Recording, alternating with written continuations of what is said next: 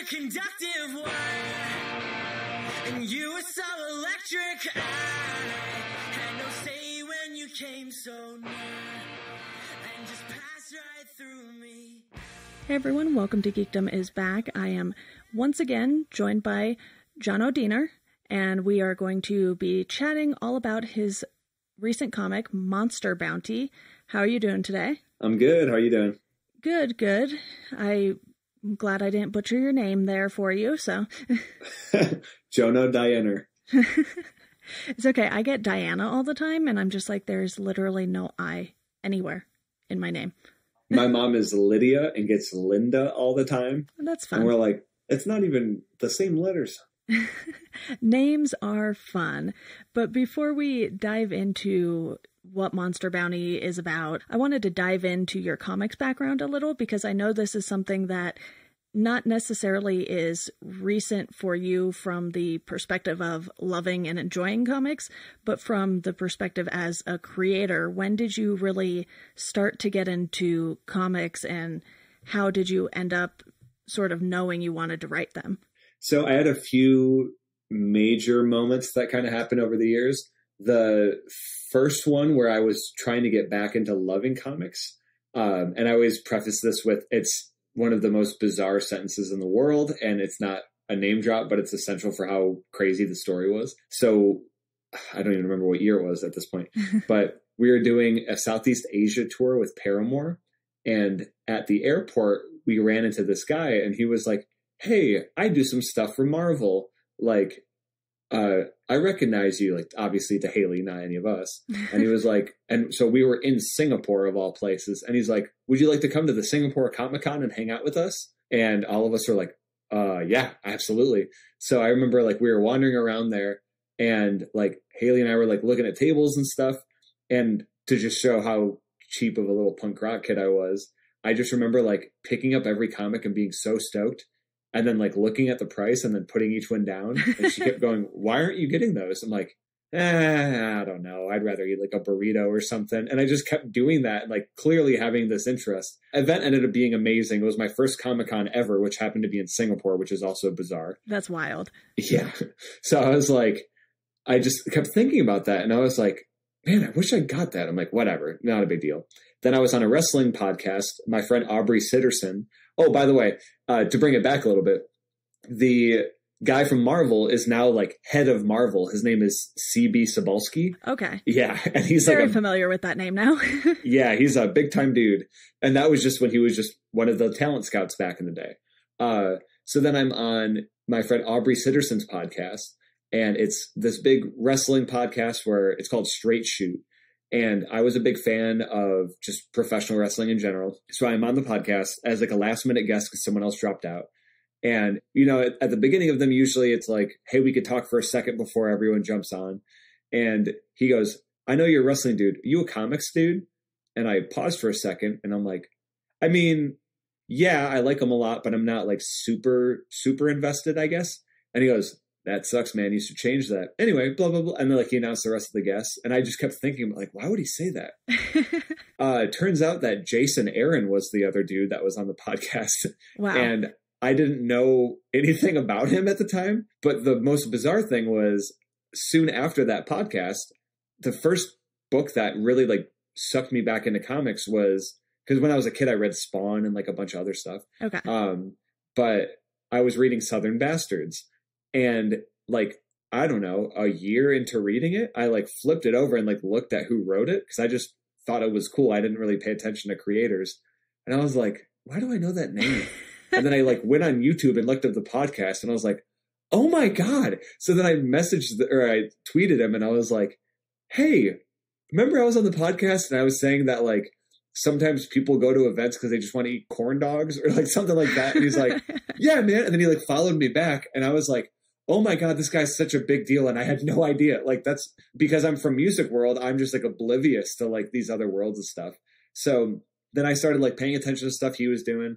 And then I had some of my like friends who were pretty much my comic mentors. My friend Kyle Figley, who is he wrote for CBR, wrote for Wizard back in the day. And he's a Michigan dude that like played in the music scene with us, but he's like a well-respected comics journalist. Okay. Him and then my friend Sam Moore, who ended up working on the Hope comic with us, both of them gave me a stack of comics. And they're like, hey, man, read these. This is your new Bible. I'm like, okay. So then I dove into that. And then that's when I was like, okay, as a fan, I love this. But then as a writer, I started thinking more and more about, I think I could do this too. And then I think it was when I read Matt Fraction's Hawkeye, when I was like, oh, so I could be a sarcastic asshole and still be a comic writer, and it makes sense in these kind of like serious stories. Yeah. And that's when everything just clicked. And I was like, okay, I could be myself and do this. So not only was I going to the comic shop every Wednesday and like being the Wednesday warrior, like they call it, I started adding to my pull list. I got like Marvel Unlimited. I got all of the things to where I could just absorb as much as I could. And then finally, when we did that Hope comic, which is like the anthology I put together, the reason I did it is because my friends and I were all talking about, we always wanted to do comics, but we didn't know how, and it was never going to happen. So I said, I'm going to set a timeline. We have to do this, and I'm pairing you up so you can't even think about it. We ended up putting it out. Source Point Press released it, and that ended up being like nationally distributed. So all of our first comic ended up being in like comic shops everywhere. That's crazy. And yeah. So then finally I was like, oh, okay, this is insane. I got to start like taking this more seriously. Yeah. So, which again, like my trajectory in most things, it's very bizarre, but a lot of it is just because I'm a very strange person and I don't have like barriers when I'm talking to people. Like I'm just going to be myself and like hopefully make friends out of it, I guess. That's the best way to go about doing these sorts of things now, especially in the creative world. It's like, as long as you're easy to get along with and people want to hang out with you for you, then you're good if you at least have, you know, some talent behind all of that. Yeah. And that's the other part of it too, where it's like, I started realizing most of the titles I was buying, it was reflective of who wrote them or who was the illustrator or whatever. Yeah. So I'm like, okay. So for example, like Matthew Rosenberg, he put out like Polar Bear Club's first record. He put out a Strike Anywhere. I think it was like a 7-inch or something. He's like a punk rock dude. And then I started seeing him writing like big Marvel titles and then like getting like more and more until he started doing X-Men. I was like, oh my God, this is like a punk rock dude that I know that's doing this stuff. And he has all these mutual friends. And to the point where like when I talked to him in person, he was like, oh, you were in the Swellers? Did you stay at my house before? And I was like, I genuinely don't know if I did or not. Maybe not. And it's funny that you mentioned that, because I have noticed that there are quite a few people who were involved in the music world in some way end up being involved in comics. Like William Ryan Key wrote an issue for Marvel at some point too. And I was just like, this is wild. Like this is someone I know from something totally different. And now they're sort of infiltrating the comic book world too. So for you, did you have any sort of formal learning process for how to write comics, or did you sort of just figure it out by reading a bunch? And I know some comics will include like the scripts and stuff after as bonus material and trades and whatnot. Was that something you went to school for, or really was it a DIY thing for you? It was a mix of most things. I remember listening to, I think it was Patton Oswalt, and he was talking about how creative people have a tendency to binge and binge and binge, and they forget to purge. And the more information you get, you're telling yourself, I'm going to translate this into something creative and great and have this kind of output. But sometimes you get caught in that, and then you're just essentially a fan.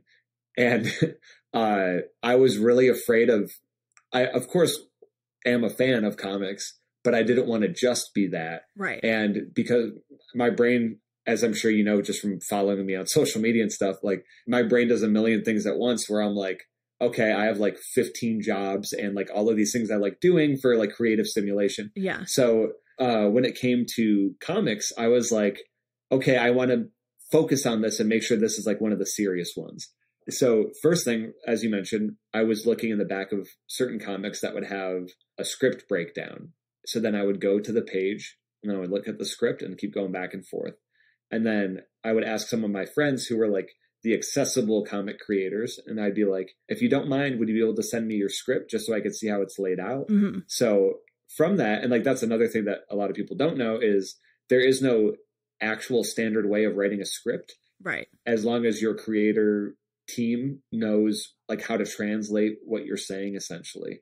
Pretty much you're writing a letter to them. Yeah. So I started like picking that apart, started listening to like every podcast I can listen to, like Word Balloon, which is one of my favorite ones. There's another one called The Writer Experience that's really great. Yes. And I was like, okay, so I'm getting everything from the technical side to the creative side to the actual titles. And then I was like, I need something to refine all of this. So in addition to like hitting up my comic mentors and all that stuff, I took a class that I saw Mark Bernardin post about, and it was from this guy named Mark Sable. And he did some stuff for Image. He like bounced around at like Marvel, DC, a few other places. So I was like, you know what? I'm going to take the risk and invest real money so I could take this class and actually educate myself on the real part of comics. And that was my like actual formative training, where it was like developing an idea, doing an outline, understanding why the outline and the story arcs exist and why they matter. And then all the way to like a very like loose, like, all right, your comic is done. How do you pitch it?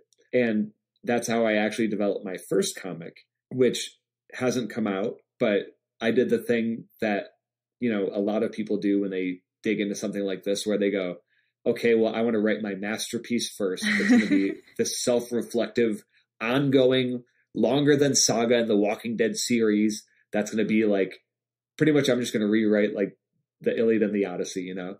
And so I'm like making this like wild, big, super self-reflective thing. And then even to the point where my friend Craig Horkey and I, we got like 5 pages done. We got it lettered by a professional letterer. I pitched it to Image, and then they're like, hey, sorry, it's not what we're looking for, but it's cool. Thanks. And I was like, okay, so it's not that easy. I'm starting to learn this. At least you got a response from Image, which is nice, because I have, out of curiosity, gone to their website to see what you need in order to submit. So like you said, you need to have the team ready, and you have to have a handful of pages at least to send to them. You can't just give them an idea and hope they'll let you run with it. You have to really already have that planned out and everything. And, you know, it's one of those things where you can tell that they are always going to put out stuff from certain creative teams.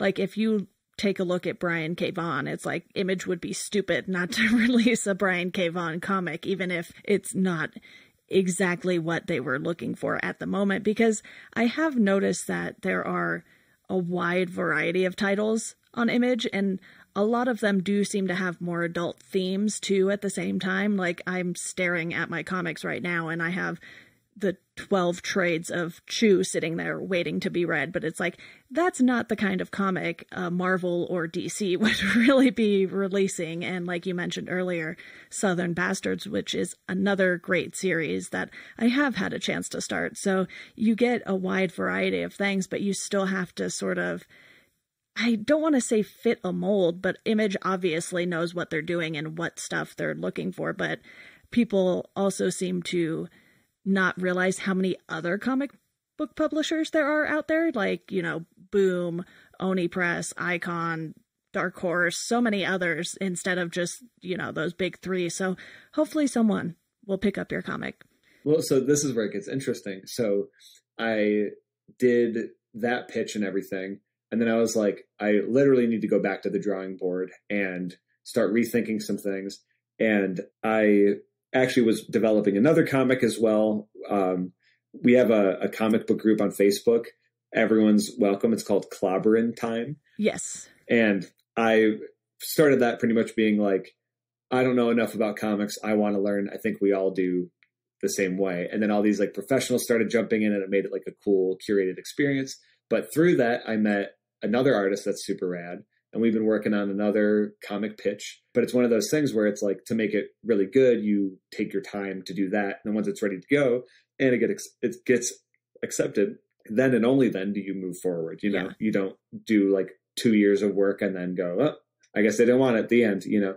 So anyway, with all that being said, I went to Heroes Con because my friend Liana Kangas, she's pretty much my comic mom. That's what I like to call her. Some of my like random Flint friends were going to be there as well. Carl Mizell, who worked on the Hope comic with me as well. We're going to, at the very least, like meet up and then we'll do whatever we want. But at the end of the day, we all hang out. Like that's our thing. So I would like go up to Liana, and I don't know what it's like to like network in comics. Like I could do it on Twitter all day because I'm just talking to people and making like fart jokes and stuff. but like in music, you could put me in a room and I'll talk to every single person. And I could like, just by having some kind of like connection, you know, like here's the icebreaker, here's this, whatever. With comics, I don't really know how it works at comic events or comic cons. And so I would like just start walking around, and then out of nowhere, I'd hear Liana go, "Oh, Jono, by the way, you got to meet so-and-so." And then like, hey, like shake his hand. And I'm like, oh, okay. And then that person ends up being like a big deal and some kind of thing. So that happened a few times. And then this is what ends up leading us to Monster Bounty. I'm walking down one of the aisles, and this guy, Matt Emmons, has this really cool setup and these like wild monsters and these really interesting like colors and stuff. And I like stop and I'm like, whoa, this is like super cool. And I have 3 days there, so I get to take my time and like talk to people, you know? Yeah. So me and him start like shooting the shit for a second. And then Liana literally runs up and goes, "Jono, Matt, you guys have to be friends." And I'm like, what? And then she ran away. And we're like, oh, so, okay, we both know the same person. That's cool. Yeah, so what's up? Like, what's your deal? And then we started like talking about whatever. And I got to the point where I was like, if you guys want like Starbucks or something and you don't want to leave the table because you're stuck, let me know, because I'm mobile and I have nothing to do half the day. And I'm like in Charlotte and I'm from Michigan and I don't have like a car or anything. Yeah. And they're like, oh yeah. So we like, it was funny because I was like, I'll just like DM you on Twitter, what's your thing? So I add him on there. He follows me back. And I was like, oh, I probably seem pretty cool. I got a lot of followers on Twitter. And then he has like a few hundred and he's like, I mean, it's not really my main thing. I'm like, sure, random guy, whatever. And then, so I'm like wandering around the rest of the day. And then I was like, what's his Instagram? I mean, he's an artist. He has like 40,000 followers. I'm like, oh shit, he's like legit. Yeah, So you're then like, oh, that makes way more sense now. And that was actually going to be my next question, was how you two met. So that answers that. But then how did the two of you come up with the idea for Monster Bounty? Was it something you already had in your head once you saw his work? Or was it something that you two really worked more collaboratively on? So one of my favorite things I've learned when I was diving into comics, listening to other creators speak, if you really want to make a connection with someone, it's the same as like if you're getting a tattoo. You chose the person for a reason, but if you make them invested in the project, they'll work 10 times harder and have that much cooler ideas and output. So what I tried to do with this was, it wasn't even the intention of, hey, we're going to work together. Initially, it was just like me being blown away by his stuff. And then I would do these really dumb jokes like I always do, as I've mentioned several times so far. And I would just, crack a little joke on like Instagram here and there. And then he started following me. And then we would like talk more about like whatever stuff and like have random stuff in common. And then he posted like, does anyone want to split a table at C2E2 with me? And I was like, before I could even change my mind, I went, I do. Absolutely. And he's like, oh, okay, sweet. It'll be this much. I'm like, cool. Send it to him on the spot. And I was like, I'm going to just dive headfirst into this. And the intention was, I have the Hope comic and then I have the one anthology. This will be cool. Mm-hmm.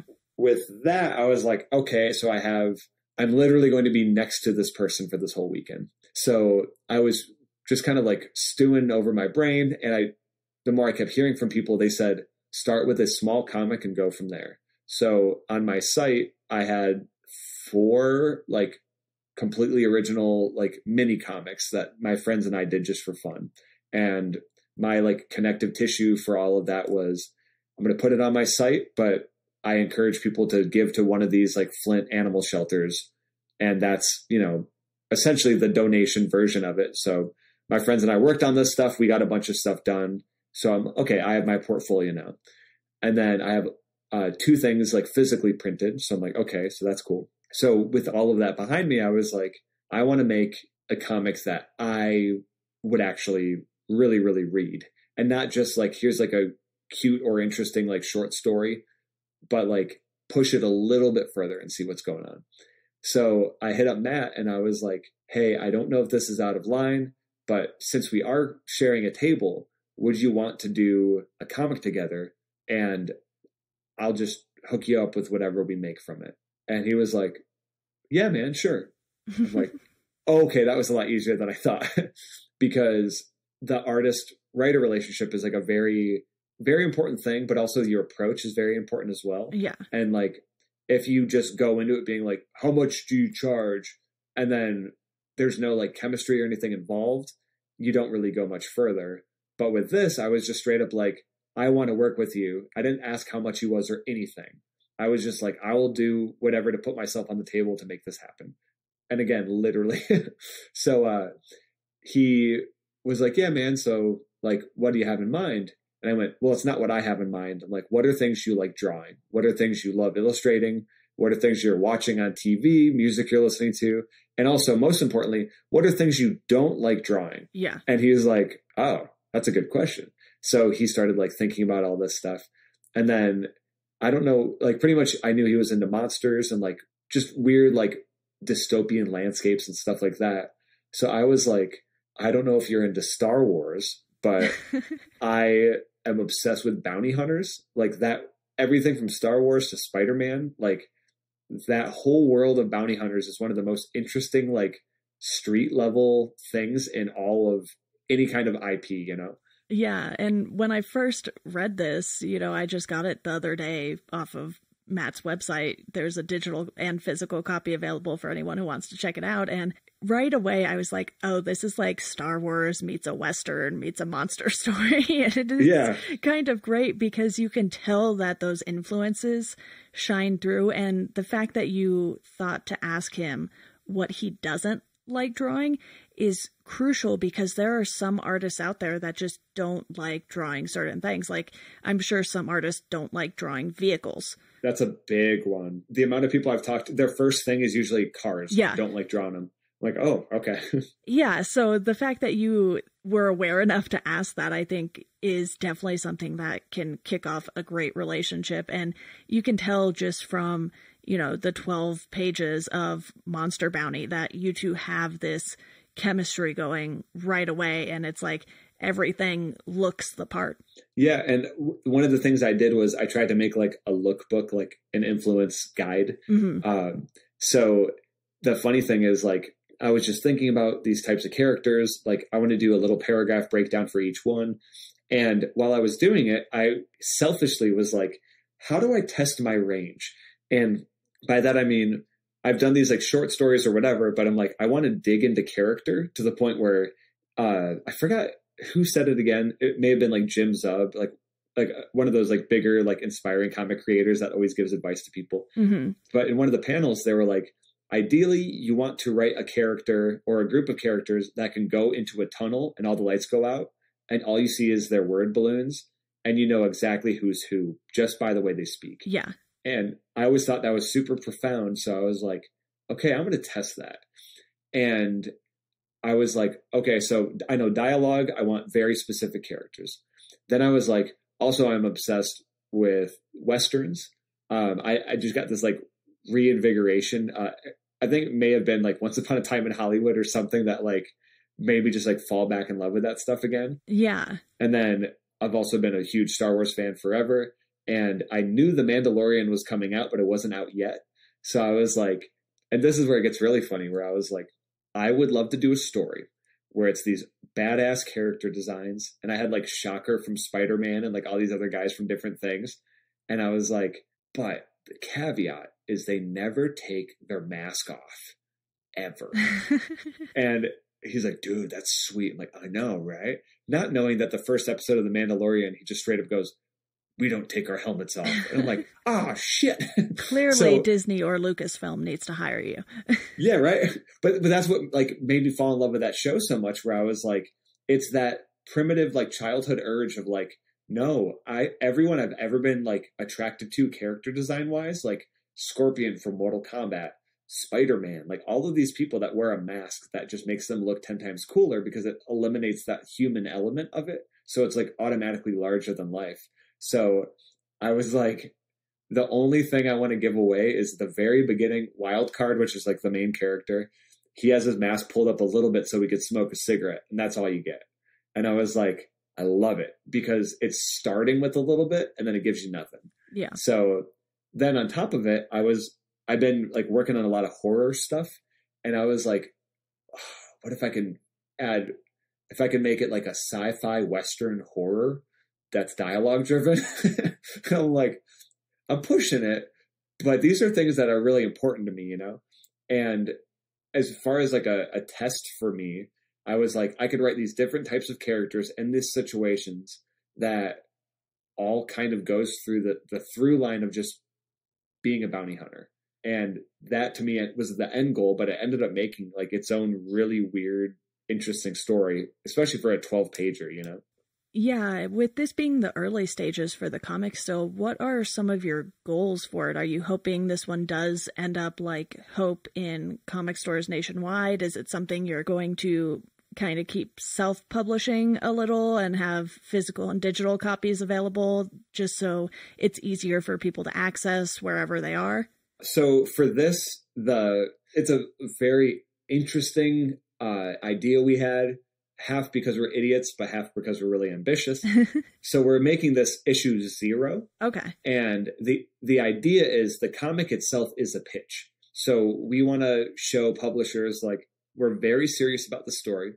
We have set it up to the point where issue 1 can start right at the end of this one, and it would make total sense. Yeah. So you essentially, like, I'm obsessed with Black Hammer. It's one of my favorite comics. And I know you're a Jeff Lemire person too, or at least I think you are. Yes. Okay. I was like, if you're not, this is going to be weird. So I love Black Hammer and the world that they build. And I also love the idea of being able to do almost like episodic issues of a comic. So if I were a kid in a grocery store and I saw a comic or something sitting around, I could read the whole thing and it would make sense and just be like a cool little action story. But if you read it all in a row, then it's a bigger, more interesting picture. But then on top of that, instead of just having these like little cliffhangers and it is whatever, I like the idea of it being an expansive universe and not pitching someone as such, but more so being like, what if I have the ability to do 5 issues and it could end there if you want it to, but it will never be completely closed off. So the idea being we can pause whenever we need to, Mm-hmm. or we can do a spinoff, or we can do whatever, but it's written in a completely adaptable way. And that was, right now, that's kind of my end goal for the thing, where I already have this like bizarre pitch that I've been building for a bit. But now that we have this physical comic, we want to be able to send it to people and be like, hey, we've done 12 pages of a pitch. Yeah. And they may not be the actual like pages of the thing itself, which obviously we can do in a second. But like, I want to show people like me and Matt are like these upcoming dudes in comics. And we take it very seriously to the point where we self-publish this already. We didn't wait and try and pitch it for a year and then get bummed out that it didn't get picked up. So like just from C2E2 alone, we sold a bunch of them. And we were really excited because Emerald City was about to happen. That whole thing got postponed. Right. And unfortunately, a box of Monster Bounty is somewhere in Seattle at Matt's friend's house. So we have to pay another like $80 or $90 to get this huge package with all of his stuff back. So, which in turn, thank you for getting the digital comic, by the way, because that money goes back to helping him pay for that stuff. So I already have in mind the people I want to send it to. But the second you get to the pitching stage, that's when it's just straight up the Wild West. Yeah. You can know everyone in the world. I could talk to people on Twitter every single day. But the second I cross that threshold of, okay, I'm ready to go, let's do business, that is when you either don't get a response, you get one that's like, hey, dude, I feel super bad, but we're already booked for the next year. Or you get all of these different versions where I've been in music my whole life, and music is rejection. Yes. Like whether it's financial, whether it's I'm writing for a music site, or I'm in a band pitching to a record label, most of it you get turned down or rejected or completely ghosted. And I totally get that part of it. In some cases, all of the above for you. Yeah, exactly. Yeah. So, which is wonderful. It just made me this super positive human being. But when it comes to comics, though, I like taking all of the things I learned, the do's and don'ts from music, and straight up showing people like, hey, I've been releasing my EPs, AKA these issues. So in addition to Monster Bounty, we made a comic called Jetpack Zach, and it's slightly longer than Monster Bounty. So I've been like inching toward like, I'm writing my full 22 pager, you know? But in the meantime, what people don't know on the outside is I have several comics with several issues already written, full pitches for all of them, but you may never see the light of day because it all depends on if a publisher would pick it up or not, you know? Yeah, and self-publishing is definitely something that you could do, even if you only did, digital releases. A lot of people have had success with webtoons from what I've heard and read about. But it's one of those things where if you want it to end up in comic book stores, you really do have to, most of the time, get a publisher like Image or Boom or Dark Horse or someone behind it, because they have those connections and resources and access to Diamond and all these other fun behind the scenes things that a lot of people who are fans of comics don't necessarily think about. Yeah. And like there's this whole in-person world of it too that's very interesting and terrifying. So for example, at Comic-Cons, they call it BarCon. And it's the hotel bar after the fact. And that's where like randomly people, like the creators, the editors, whatever, they'll sprinkle in there and you'll see them they may be having a drink with someone or their family or eating food, or they're just like literally waiting for people to come talk to them. And it's this very intimidating thing where I would never approach someone like that unless I had an in. So for example, at C2E2, it was me, my friend Sam, who worked on Hope with us, and then this amazing comic artist. His name is Josh Harris, and he's from Flint as well, but he's like this like untapped superstar. And we're all sitting there, and Josh is doing this like absolutely insane, it's like this like astronaut guy, but he's like talking to this brain that has all this like stuff coming out of it. And he's just like in the zone, like drawing this thing in like the middle of this like massive crowded room, but he doesn't care about it. Me and Sam are talking, whatever. And then next to us, Donnie Cates and Ryan Stegman sit down, and they're with what I imagine are their significant others. And they're just having like this nice dinner and stuff. And like we look over there, and like I'm like heavy quote Twitter friends with them. But what I've learned in the comic industry, just like the music industry, is sometimes people follow you based on your mutuals or whatever. But it doesn't mean, it's not like you have now earned friendship. It's just like, oh, I'll just follow you back because you seem interesting enough to even be followed on Twitter. Doesn't mean they read your stuff or know who you are. I learned that firsthand a few times at like one of the early C2E2s I went to. And I was like, hey, you follow me on Twitter? And they're like, oh. I was like, okay. Sure, See you if you later. say so. Yeah, so I'm like, I very rarely get like that level of awkward. And I'm like, I thought that would be an in. That's not an in. See you later, Jerry Duggan. He'll never listen to this, so it's fine. So there was a moment where like, we saw like Donnie and Ryan sitting there, and I'm like, I've talked to him a bunch online, but I don't want to be that guy. And they're like with people, and like that just seems rude. Yeah. But then when they're getting ready to leave, Ryan walks over and like looks at my friend Josh's crazy art, and he goes, hey man, that's super good. Good job. And walked away. And then we're like, holy shit, that was crazy. And like, I wasn't gonna be like, wait, I know you. But it was more so like, you just got recognized for being really talented by the guy that's doing Venom right now, who's like one of the #1 artists in comics, Yeah. And we're like, our friend didn't even know who it was. And we're like, you probably read all of his titles. And he's like, oh my God, I do. That's who it was. And he like looked around and like, no, don't go chase him or anything. Like, just let that be your magic comic moment, So there's moments like that. But then there's other ones where it's like people will be walking by your booth. And so Travis from Source Point Press, I've talked to him online a bunch. He put out the Hope thing, but I've never like talked to him in person really. And he was with Andy Schmidt from Comics Experience, which is another podcast I listened to for a super long time. And that dude was like an editor on, I think it was like Civil War, Guardians of the Galaxy, like all this rad Marvel stuff. And that's one of those people where I'm like, I wish I could crawl in your brain and just know all your knowledge. But it was just like a nice little like, oh yeah, this is Jono. He did this thing, blah, blah, blah. Like shook my hand, was super cool.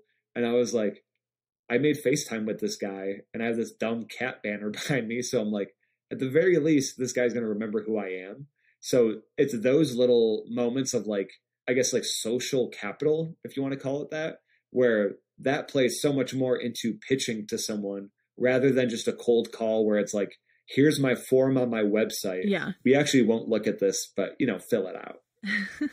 It's funny that you bring up Donny Cates because the last time I was at WonderCon, he was at his table and wasn't actively doing a signing or anything. And I wanted to talk to him, but he was either with his wife or girlfriend or someone else and friends and talking. So I was like, oh, this is really awkward because I keep walking by and every time I walk by, he's talking to someone else. So I don't want to be that person who interrupts.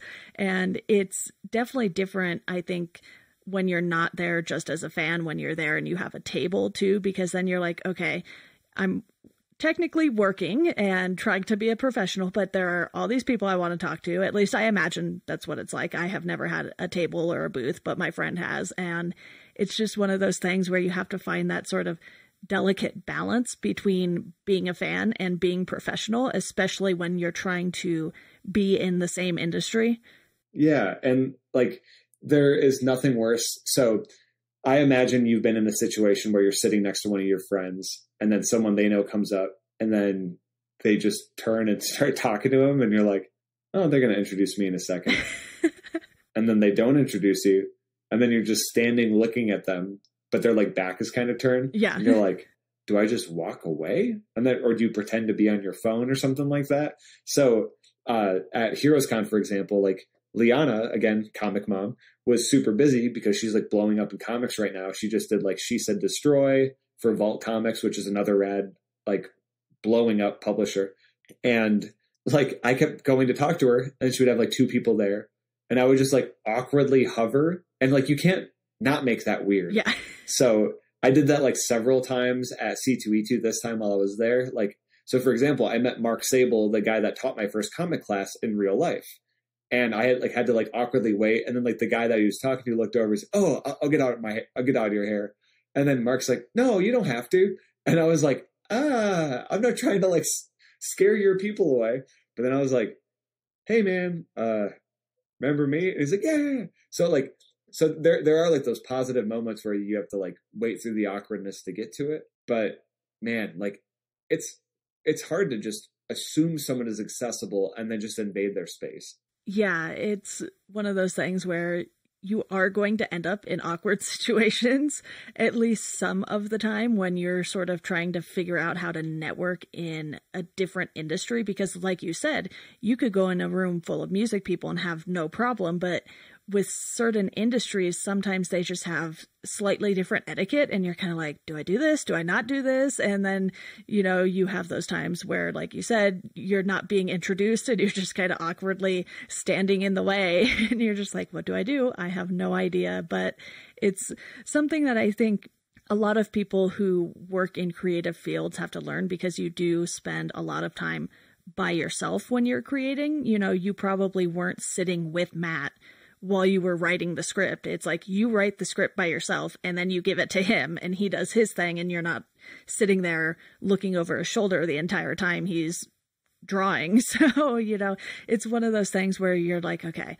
let's figure this out. And once you figure it out, you can kind of get your footing and get going. So for you with Monster Bounty, where do you see this going for you? Is it something that you really want to push right now, or are you still going to do this and focus on a bunch of those other comics that you said may or may not ever see the light of day?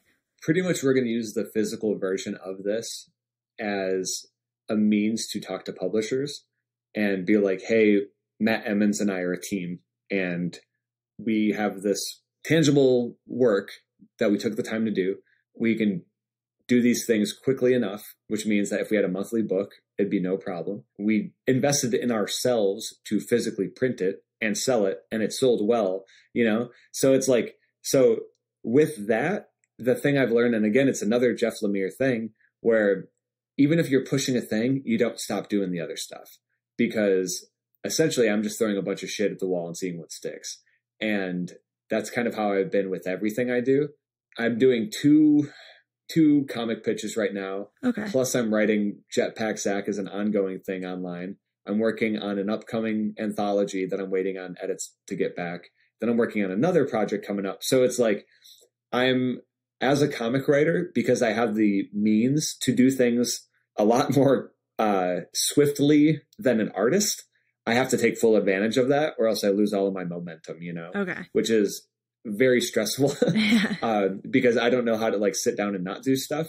So when like deadlines and all this stuff comes up, I always nail my deadline. But when it comes to the overwhelming potential of the world that is comics, where you're like, if I'm not conceptualizing my next super grand idea that's going to change the world, and I just want to watch Mad Men instead, then I feel like I'm wasting my time, you know? Yeah. So I'm still trying to find that balance as a creative person and someone who gets stuff done and enjoys myself in the process, because the way I'm wired is I like the work. Right. I get stressed out about the project management part of it, but I'm also very good at it. Given how many things you're working on, that doesn't surprise me. Yeah. So if I didn't have my like reminders app on my phone, or like my fiance to keep me in check and be like, hey, dumbass, remember we're getting married and stuff. I'm like, oh yeah, I'll work on that. So like, you know, there's all these like factors in my life that this nice reminder of being like, hey, you still have to be a person, but you could also do all this stuff. Yeah. So like I'm looking at my bookshelf right now, and I have this top section where it's like the things I've worked on and like the physical versions of them. So I have 4 things up there right now, which is like, I've done more because all I did was take the extra step of going, I'm going to just invest a few $100s with whoever I'm working with to physically print this thing. Yeah. And a lot of people won't even take that step because they're like, oh man, it's like, I have to hire this artist for X amount per page and blah, blah, blah. And I'm like, well, if you're getting started, what you should be doing is working with your artist friends who haven't done comics and be like, we're going to learn together. We're going to build your resume. We're going to break you into this thing. In the meantime, I'm going to get a written and finished comic out of it, you know? So the idea is to benefit everyone, barter with your talents, but then uplift each other as you grow together.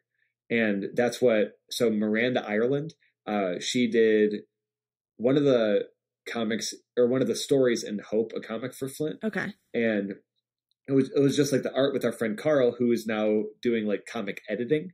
And all of us have grown in different ways since that. But now we're doing Jetpack Zach together. And her style is just absolutely bonkers. Like it's straight up like Adventure Time, like Cartoon Network stuff. And at first she was like worried about like, oh, I hope I draw like this chair right. And then now she's like, yeah, so I developed this galaxy with all this different stuff. And I'm like, what?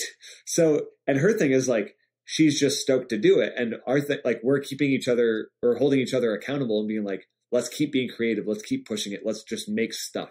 So the more stuff we make, the more it exists in reality. So when I could show people, I'll be like, hey, here's like these 5 issues of this thing that's actually finished. Also, here's a pitch for the thing that's going to be finished. And here's this, you know? So question I heard a lot at C2E2 when people are like essentially interviewing me and kind of like trying to get my pitch out of stuff. They're like, so what's your style? And for a writer, it's really interesting because an artist, you just see it and you know. Yeah.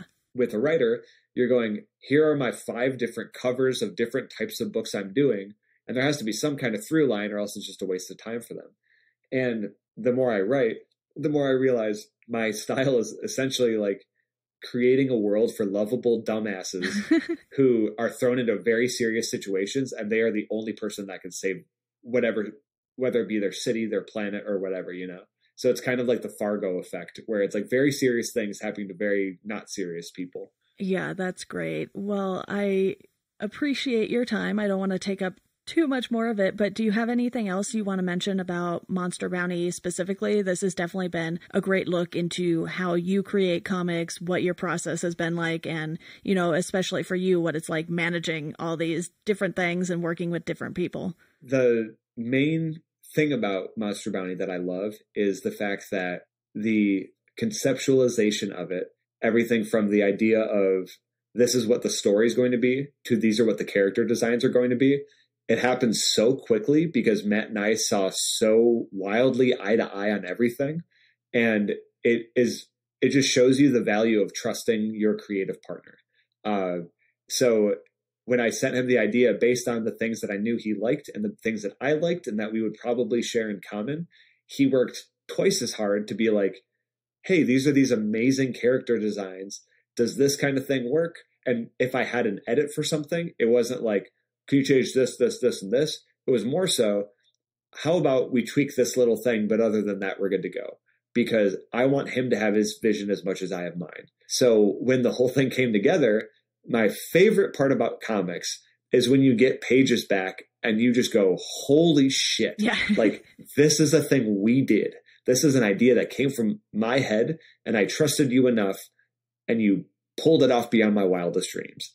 And for me, that's what Monster Bounty is. It was, I'm going to just throw as much stuff as I can in this, but have the through line of, this is this really simple story that's like kind of satisfies and satiates your like primal urges and like action, you know, where you're like, here are these like tropes, here are these like pretty goofy characters, but they look really badass. And this is the type of stuff they can do. Also, this is the beginning of a long story, you know? So by the time you get all of that and you see the actual thing, and I'm physically holding it after I got it from the printer, I was like, okay, I'm a comic writer. Like, the imposter syndrome for even just a day went away. Yeah. And I was like, okay, this is cool, you know? And we're all filled with it.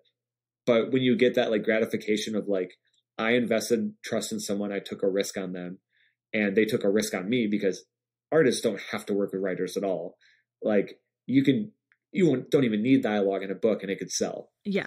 But the fact that someone who, and again, what makes Matt special is he writes all of his stuff and illustrates all of his stuff. Mm-hmm. So he was actually willing to work with me as a writer to illustrate that, and didn't have to have complete creative control on that stuff, you know? Like, that was a big trust mutually. So that's for me what the most like rewarding thing about Monster Bounty specific was, and the fact that it came out so cool. Well, as a reader, I can tell you that I definitely want more Monster Bounty as soon as humanly possible. And I understand it will take some time, but as I was reading it, I was just like, oh, this is so up my alley, especially after watching The Mandalorian and just seeing how that sort of Star Wars Western came together. I was like, this is a very good time for this kind of comic to come out, because I think it's something a lot of people will enjoy, and it doesn't have to have, you know, that Star Wars name attached to it necessarily. Exactly. And it's almost like training wheels for me for one day when I write the 10th Star Wars movie. You're going to bring us that Boba Fett movie. Oh my God, please. Well, Jono, thank you so much for coming on to talk about Monster Bounty and the comics world as a whole for you in particular. And before we go, I just quickly want to let you all know about our Patreon. For $1 a month, you'll get a thank you on the show. $2 a month, you can pick a topic that I will discuss with a guest. And for $5 a month, you can join the Welcome to Geekdom Slack channel. You can find us at GeekdomPod on Twitter and at Welcome to Geekdom on Instagram and Facebook. As always, thank you for listening, and we hope you enjoy the rest of your day. Yay!